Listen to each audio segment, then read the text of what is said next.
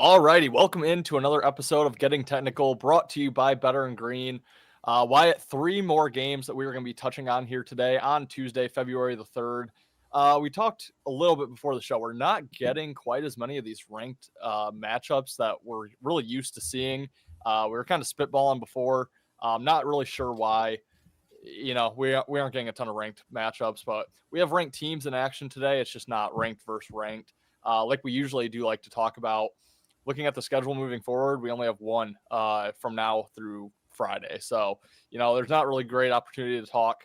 Many of those games in college basketball, we figured tonight was as good as any to get involved. So the games we're going to be talking about, we're going to go to the MAC, a conference that you and I follow a little closer in college football, but both being Midwest, Michigan kids, we do like the MAC, but we have 23rd ranked Miami, obviously one of the undefeated teams left in the country against Buffalo. Then we're going to go to the Big East. We're going to talk about St. John's, 22nd ranked against Depaul. And then we're going to talk a little A10 with St. Louis and Davidson as our nightcap. Wyatt, before we get into the game breakdowns, have to say congratulations for Michigan's win on Friday. Won it fair and square.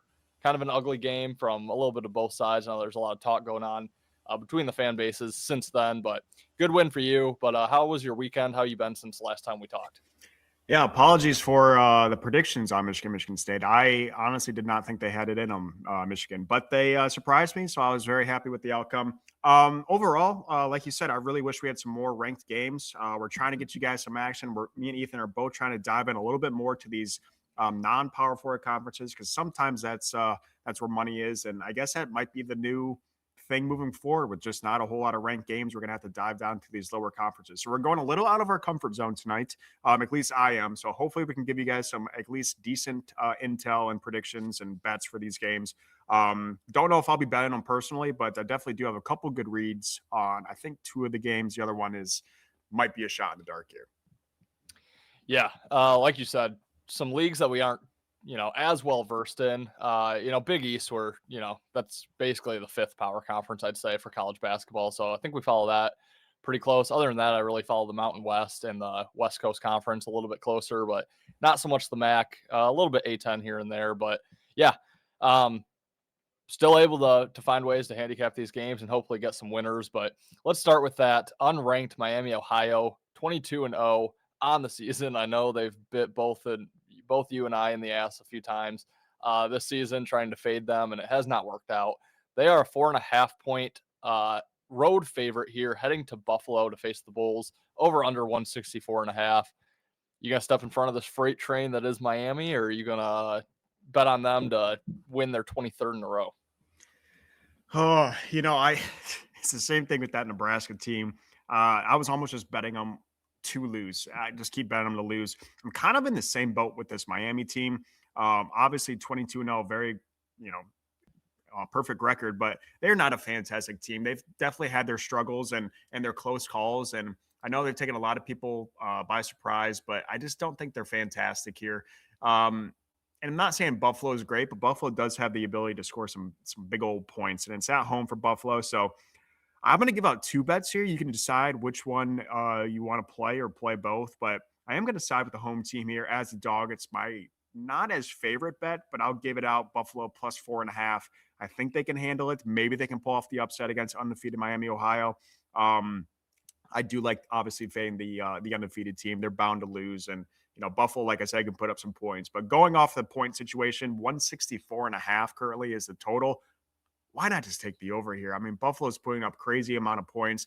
Miami is winning every single game, but yeah, just looking at Buffalo, at least recently, the last couple of games at home, 95-83, 105-102, 91-80, 87-81.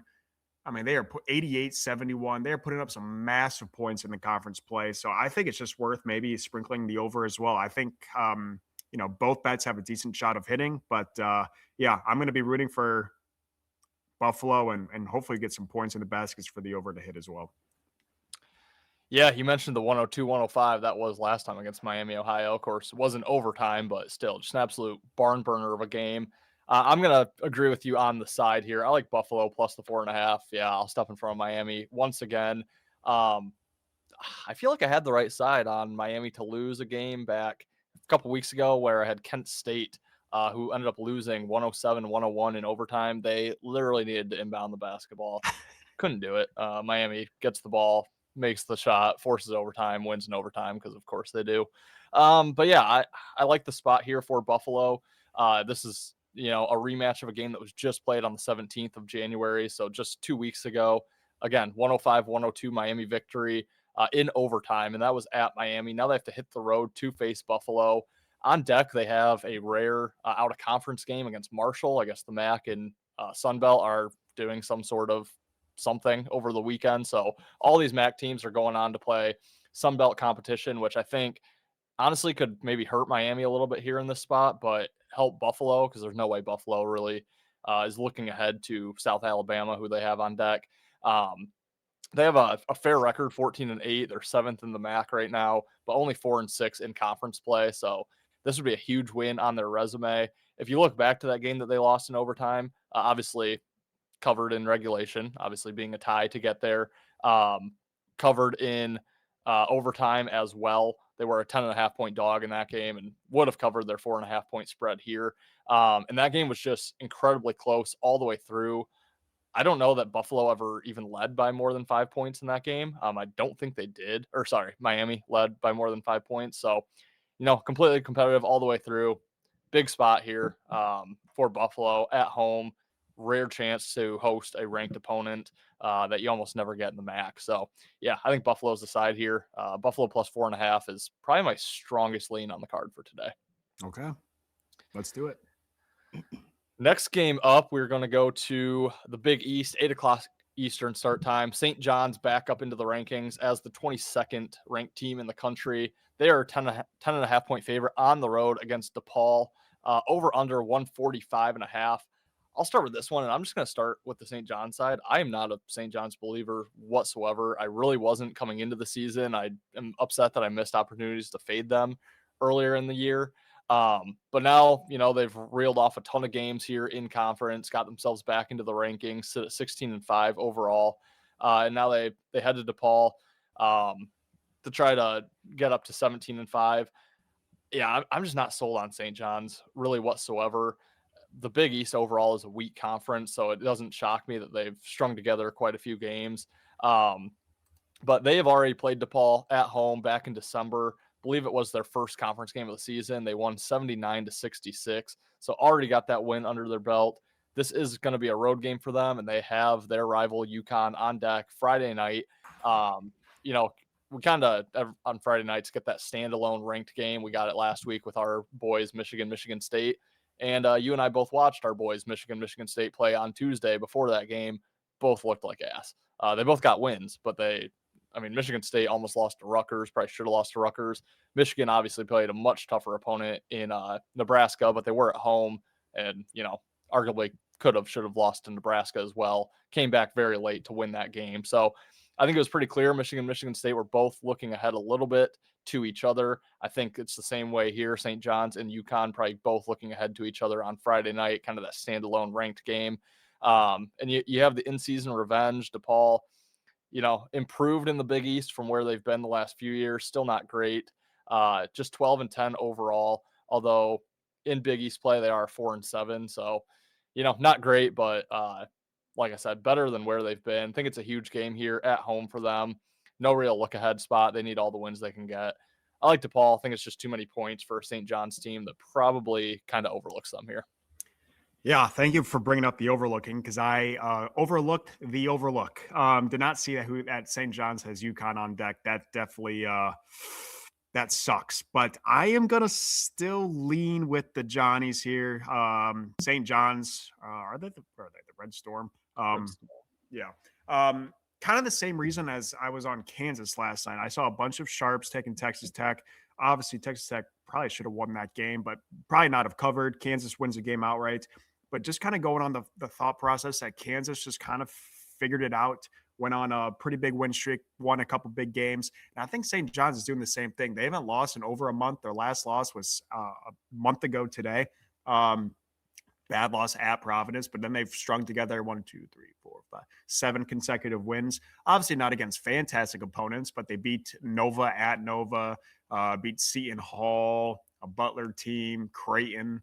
So a couple decent wins in there, and I know the overlook spot is. I've been saying it the last couple episodes. It's something that we should definitely look into and keep in mind. And that's a very bad spot for St. John's, but I think they're going to get it done. I'll take them on the 10.5. I think they've figured it out. Maybe a little bit of confidence on not a good road win, but get some confidence heading into UConn come Friday. That game is at home, so they do have that advantage. Yeah, don't love the spot, but I'm going to take a side. It's probably my least favorite of the night on St. John's at the minus 10.5. I think they've figured it out. I think they're back to their winning ways. Like I said, 7 wins in a row. I know they have 5 losses that happened earlier in the season to all pretty solid teams besides Providence. So I think they figured it out, and I'm going to, have them covering heading into a very competitive game against UConn. Yeah, first disagreement here in what feels like quite some time in college basketball, which it is rare. I mean, you and I see college hoops very similarly. So, good for the fans to get an angle on both sides. I will say we're not talking about the game today, but UConn Xavier also in action. I am looking to fade UConn, and that is my stronger fade of the two teams that are going to be playing on Friday night between St. John's and UConn. I do like Xavier in that game a little more than what I like DePaul in this one. So, and you're getting 17.5 points. Yep. But let's go to our nightcap game here. We're going to go, like I said, to the A10. Talk about St. Louis, 21-1. They were a shot away from being another undefeated team in college football or basketball, but they did lose to Stanford early in the season. They are an 8.5-point road favorite at Davidson. Unfortunately, no Steph Curry for this Davidson team, or else I would definitely be taking the 8.5. But Davidson 8.5-point home dog over under 148.5. I will send it back to you. How are you breaking down the A10 matchup here? 9:00 Eastern start time. Yeah, I'm kind of seeing this one the same as that Miami game. We have a 21-1 team, lost early in the season on November 28th to Stanford, like you said, by a bucket.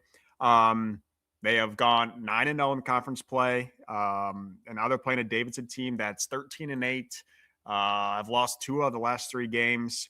I mean, everything's pointing towards St. Louis in this game besides the travel. So again, very similar situation in Miami, Ohio. I think St. Louis is good. I just don't think they're going to go undefeated in conference play. And this Davidson team has history, even after Steph Curry back in, what was that, 2000? Was that before? Oh my God, was that before 2010? Good God, we're getting old. But they've been, made it to a tournament a couple times after that. So I think it's a good spot. I don't think they're going to win outright. They could, but I like them to cover the 8.5 on Davidson at home against a ranked 21-1 St. Louis team. Yeah, I'm right there with you, and I don't love this game as much as I like Buffalo. But it's very hard for me just to find value on these ranked teams, these teams that sneak into the rankings, like St. Louis, like Miami, like some of those other smaller schools that get up there.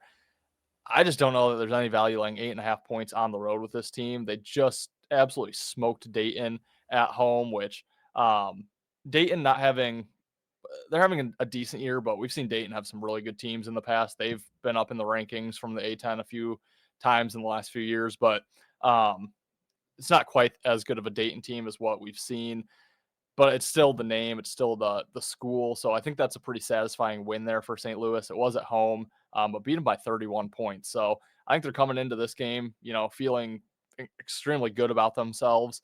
They have a LaSalle team on deck that isn't very good, so there's not really much of a look ahead spot here, but maybe they think they can just easily beat an inferior Davidson team and then easily beat LaSalle and kind of move on with their conference schedule. So I just don't know that there's a ton of urgency for St. Louis per se. And then same thing that I kind of like with Buffalo, I kind of like with all these home teams in the lower conference. You have a shot to host a ranked team. You have a shot to beat them on your home floor, storm the court, do all that fun stuff for your college or university. And yeah, I just think, you're going to get their best effort. They are off a win on the road against Richmond last time they played. So maybe build some confidence. 3 straight home games against Loyola Chicago, a team that has just been terrible this year. And then a complete nobody, Mid-Atlantic Christian, which is going to be a win. You know, if you can get this win against St. Louis, stack a few more from there, who knows where Davidson could end up. So I think Davidson at home catching 8.5, just think it's too many points. But again, there's games out there today, mainly Buffalo, that I like better than what I do with Davidson. Yeah, one thing to notice, and it probably doesn't help our thing, but according to Ken Pom, St. Louis is 24 in the country. It's pretty high up there. St. John's is 21. So Really? they're right behind. And that same 22-0 Miami is 90. So Really? yeah. So just keep that in mind. It doesn't help our bet in the St. Louis, but maybe it'll make you feel a little bit better about Miami or betting against Miami. Yeah, for sure. All right, well, that will wrap it for today's episode of Getting Technical. Wyatt, before we get out of here, any last words? No, we'll try to get a little bit more into college basketball for you guys. This was a great start on the non-Power 4 team, so we are diving into some difficult conferences, but sometimes that's where money needs to be made. So excited to keep going. Make sure you guys do check out some more videos in college basketball moving forward. Yeah, we'll try to get more out this week. I don't know. Like I said, the slate is kind of tough. I mean, week by week, it's really been a little bit more difficult this year than what years past have felt. But we will have we'll be going live tomorrow night to break down NFL Super Bowl. We're going to go over side. We're going to go over totals. We're going to go over all the props that you guys could possibly imagine. So don't want to miss that. Believe it's probably going to be 7-6 Central, I believe. So join us for that. We'll break down everything Super Bowl, obviously final game of the NFL season. So been a great run from all three of us. Looking forward to that. Ben and I will be going live tonight to break down NHL action. We're going to still cover NBA. Might get some Olympic coverage in there. We have waste management coming up this weekend for PGA that Wyatt and I might try to get a video out, dive into that a little bit more. So we're covering everything here at Better and Green. Hit that subscribe button if you have not done so already. If you like this video, hit the like button and let us know where you agree or disagree on our 3 picks for today. But until next time, guys, thanks for watching. We'll see you for another episode of Getting Technical, brought to you by Better and Green.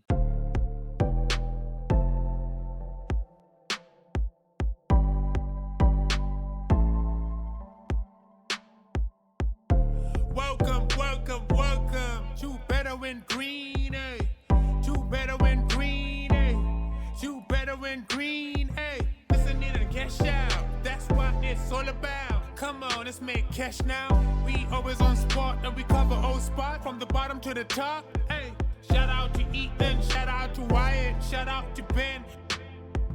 Welcome to our podcast, Better and Green.